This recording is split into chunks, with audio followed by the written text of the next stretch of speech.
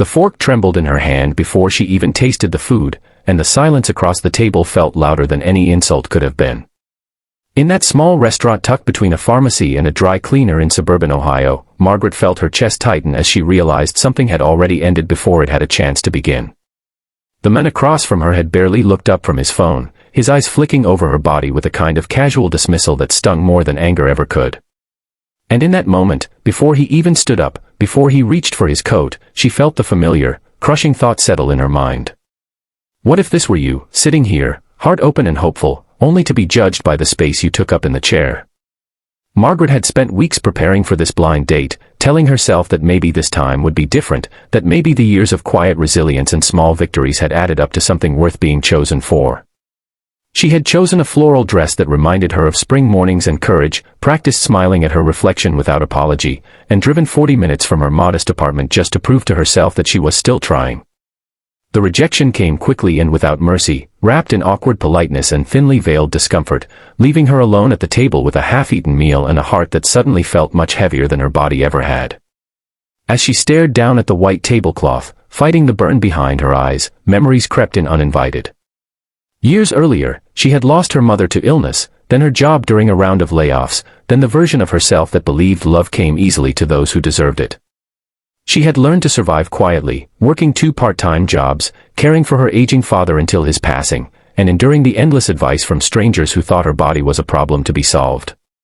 She wondered, not for the first time, if choosing to stay soft in a hard world had been a mistake. If you were in her place, would you have stayed, or would you have run before anyone could see you hurt? Margaret barely noticed the door open again as she gathered her purse, preparing to leave with dignity intact. The restaurant had that end-of-day glow, sunlight stretching low through the windows, dust motes floating like tiny, tired stars. That was when a man stepped inside, slightly breathless, one hand adjusting the strap of a worn backpack, the other holding a paper bag that looked like it had once carried crayons or snacks. His name was Thomas, though Margaret wouldn't learn that until much later, and he carried himself with the quiet exhaustion of someone who had learned to keep going for reasons bigger than himself. Thomas had not planned on being there. He was a single father from a nearby town in Indiana, raising his 6-year-old son after losing his wife in a car accident that had rewritten his entire life in a single night. That evening, he had been juggling daycare pickup delays, a last-minute babysitter cancellation, and the simple need to eat something that wasn't boxed or microwaved. He noticed Margaret not because she stood out, but because she looked like someone who had just been abandoned by hope itself. There was a stillness about her sadness that stopped him mid-step.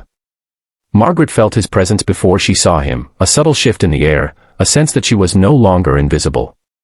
She wiped her face quickly, embarrassed at being caught in such a raw moment, but Thomas didn't rush past her or avert his eyes. He paused, asked the hostess for a table, and then, almost instinctively, chose the one beside hers. There was no grand gesture, no dramatic rescue, just a quiet human choice to stay near someone who looked like they might need reminding that they mattered. As the minutes passed, Margaret tried to collect herself, telling her heart to stop aching, telling her pride to stand tall. She noticed Thomas's tired smile when the waitress brought him water, the way he checked his phone and typed something careful and deliberate, probably to a child waiting somewhere with trust in his eyes. Without a single word exchanged, something shifted inside her. It wasn't attraction at first, but recognition.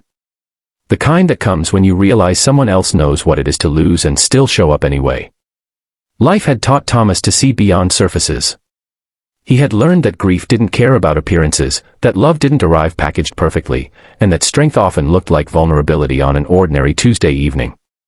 Watching Margaret gather herself, he felt a pull toward her that had nothing to do with romance and everything to do with respect. He wondered what story she carried, what battles she had fought quietly, and whether she knew how brave she looked simply for sitting there. When Margaret finally stood to leave, her legs shaky but determined, Thomas rose too, not to stop her, but to offer a gentle presence as she passed. Their eyes met for just a second, and in that second, something unspoken passed between them. An understanding that pain did not define worth. That rejection did not erase beauty. That sometimes the universe waits until the lowest moment to introduce the possibility of something new. In the weeks that followed, their paths crossed again, never rushed, never forced. Coffee turned into shared walks into shared stories. Margaret learned about Thomas's son, about bedtime routines and school lunches, about the ache of loving someone who was gone but never forgotten. Thomas learned about Margaret's years of endurance, her kindness that never hardened, her laugh that surprised even herself. Together, they moved slowly, respecting the fragility of healing hearts. Change did not come like a miracle, but like a sunrise, gradual and undeniable. Margaret began to see herself through kinder eyes, not because Thomas told her to, but because he treated her as if she had always been enough. Thomas found joy again, not as a replacement for what he lost, but as a continuation of life's stubborn beauty. And in loving each other, they taught themselves that second chances often arrive disguised as ordinary moments. Before this story ends, take a moment and tell us in the comments if you have ever felt unseen or judged, and how you found the strength to keep going. Margaret never forgot the night she was rejected for being too much of something she never chose to be, but she learned that being too much for the wrong person was exactly enough for the right one. And if this story stirred something in you, if it reminded you of kindness, regret, hope, or the quiet power of second chances, please like, comment, share, and subscribe, so more hearts can find stories like this when they need them most.